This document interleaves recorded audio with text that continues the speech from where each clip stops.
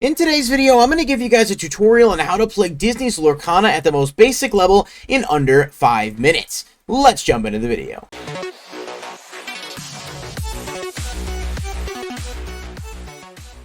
Alright, thank you guys so much for being here. Please enjoy the video. If you do, please like and subscribe. Click the bell icon if you want to stay notified, and let me know in the comments down below what you think of the Lorcana game so far. But yes, this is going to be a rapid-fire tutorial, and I'm going to make it my best effort to go through this as quickly as possible. If you've played Magic the Gathering or Force of Will, you probably already have an advantage on others who haven't, because the mechanics of the game are very similar in that regard. There are 3 different card types currently existing in Lorcana. There are the character cards, the action cards, and the item cards. Actions also have a subcategory called songs, which I'll explain in a moment.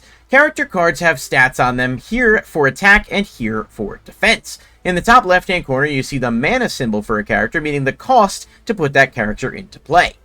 Characters are played using a mana system in this game known as your Inkwell.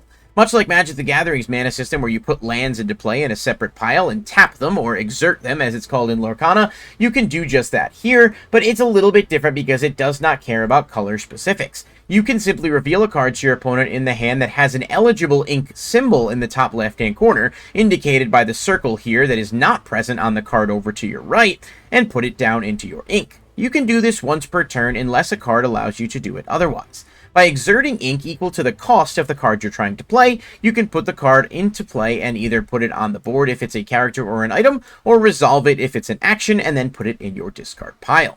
Cards that cost higher mana are typically better than cards that cost lower mana, but they take a longer amount of time to get to, and that's designed to balance them so that you have to manage your resources well.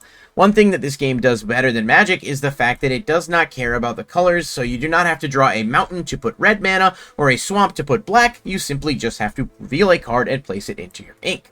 However, Lorcana has balancing factors of its own. While the game has 6 colors total, blue, yellow, red, purple, green, and steel, also referred to by more specific names, but for the sake of ease of access here, we're just going to call them by the colors that they are, your decks cannot contain more than 2 colors. That may change in the future, but right now you can play a maximum of 2 colors or a minimum of 1, although given the fact that you don't have to worry about specific mana symbols, you're better off to play 2 colors because you have access to a greater pool of cards.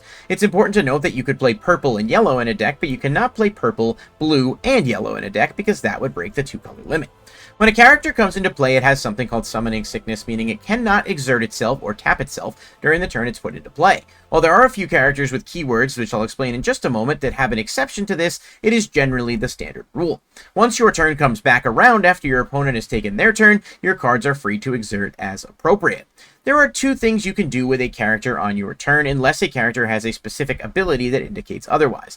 You can quest, meaning you exert it and gain lore counters equal to the number of lore symbols on it, or you can challenge an opposing creature that is also exerted. For example, if a creature exerts itself to quest on your opponent's turn, and then you have a creature out that is not exerted, you can choose to challenge that creature. If you do so, you assign the attack stat, which is the first number here, against that creature's defense stat, and vice versa. That creature's stat, even if it is the one being attacked, is still assigned to you.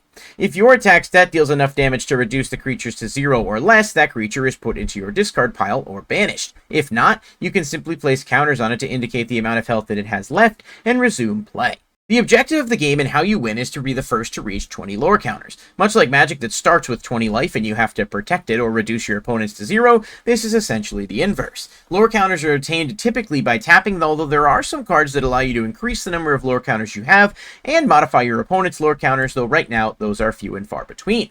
Of course, the purpose of challenging is so that you can take out opponents' creatures before they are able to tap them for more lore, and it becomes a back-and-forth game of trying to amass your own lore counters while also keeping your opponent in check, and doing so with combinations of other cards. For mana purposes, if we take a look at this Lilo here, you'll see the 1 in the top left-hand corner. That means Lilo costs 1 ink to play. So you tap a card in your Inkwell and put Lilo onto the battlefield, and then you pass your turn. Likewise, if you look at a card like You Have Forgotten Me, this costs 4 mana or ink to play, meaning you have to tap 4 of your untapped ink, meaning you'll probably need to wait at least a couple of turns before you're able to amass that because you can only put 1 card into your Inkwell per turn.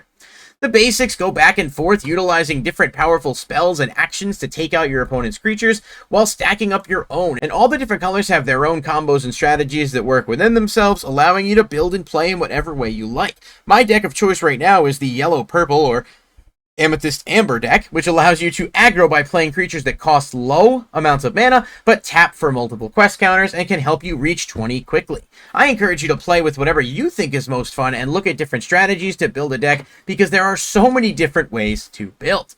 This is the most basic tutorial to explain for the game, and there are keywords like rush, challenger, and others that we'll go into in a future video, but I wanted this to be a very basic introduction that explained the game mechanics, and we will continue this series in a follow-up. If you guys enjoyed this and you found it helpful, please like the video and let me know in the comments down below what more you want to see, and check back for part 2 as I'll explain more of Lorcana's gameplay and mechanics.